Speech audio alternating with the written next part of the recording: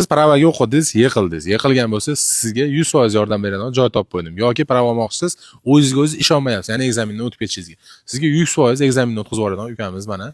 Xo'p, aka, men obunachilarimga bir aksiya qilib berasizmi, qilib bermaysizmi? Aksiya qilib beramiz siz obunachilaringizga.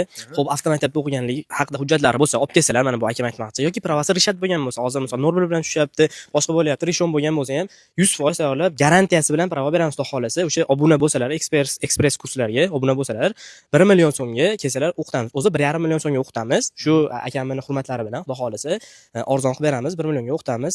Xalqda xizmatdamiz, xudo xolasa. Bemalol kelib, nima qilishingiz mumkin, aloqaga chiqishingiz mumkin. Hop. Kimda men obunachilarim orasida nechta odam bo'lsa, pravaga o'qimoqchi, 10 kun, 15 kunda tayyorlashib, ekzaminga olib borishib, ham amaliy, ham nazariy bilim berishadi. 100% mashina minib, o'qib 100% pravalarni olasizlar. Yo kategoriya o'zgartirmoqchi bo'lib yurganlar ham bo'lsa, ular ham kelsa, bemalol o'zgartirsa bo'laveradi. Like bosib tarqatib, ukamiz xudo xolasa bexijolat kelaverasizlar aloqaga chiqib. Tekstil parkda oldida ofislari kelaverasizlar. Rahmat, sanoat.